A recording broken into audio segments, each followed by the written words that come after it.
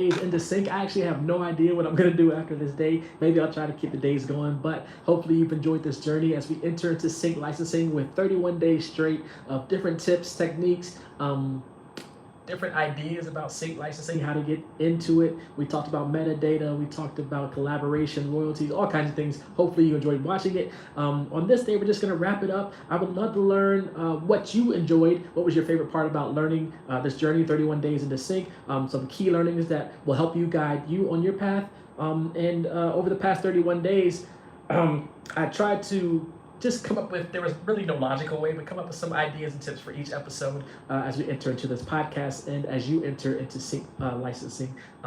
We talked about music rights, sync friendly compositions. We covered a lot. We might say we covered it all. We discussed the importance of accurate metadata, strategies for pitching your music effectively, negotiating sync deals, the power of emotional resonance in music, the building blocks of starting a successful sync career. And here's the key. I think I mentioned it was yesterday about with the actionable steps. Knowledge will not get you there. It's the action that will. You have to take action. You know, learning about this, watching videos, doing the courses, reading books, whatever the case is that you're doing to learn about sync licensing is great. But you know, you have to go in there and put the effort in to actually dive in if that's something you want to do. So I encourage you to take those steps that we mentioned yesterday. Start pitching your music. Start building your online presence. Start submitting your tracks to licensed library, sync agents, music supervisors. Start networking in the industry. Go to these events. Start meeting people, collaborators. Join these groups online, sync groups, and start finding opportunities to get into sync, because the journey doesn't end on this podcast. It doesn't end with me. There are countless resources and tools out there that you can check out to continue learning and improvement. And again, I'm going to keep the podcast going. I just don't know if I'm going to keep the daily or try to get the weekly, or just be whenever I feel like it. 7 tiers. Thank you for dropping by. Online courses, industry forums, networking events, definitely check those out. The music industry is ever changing. There might be some type of AI sync industry thing going on in the future. Who knows? But we have to stay adaptable. We have to be open to change.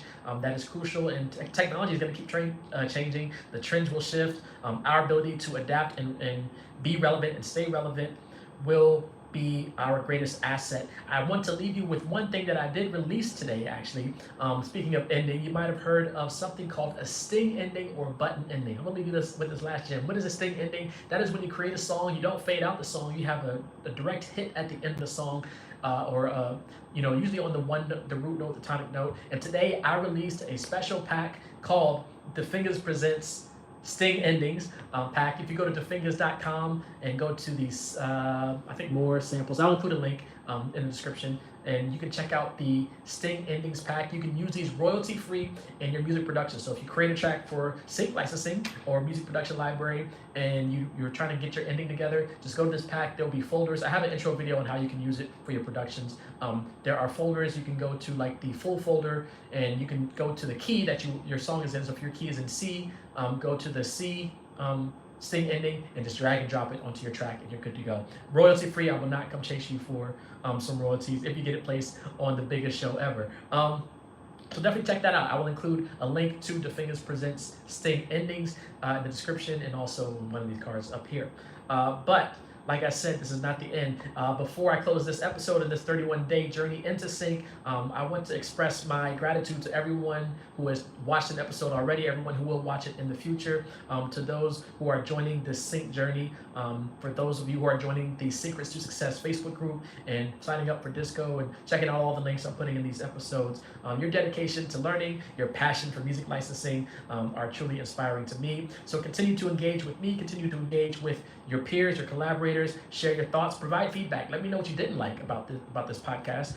If I got something wrong, please correct me, because I'm learning. We're all learning, and we will continue to learn together. I will continue to work on content that empowers composers like me and you.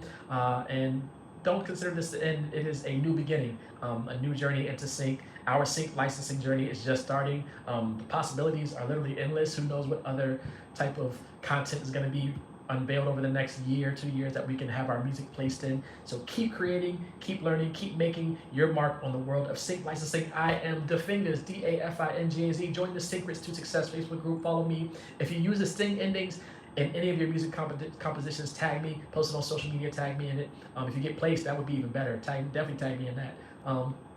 And let's just keep chasing our sync licensing dreams. This is not the last episode. This is just the last entry into the podcast. There will be more episodes on the way, so stay tuned. Be safe and be well, everyone. All right? All right. Peace.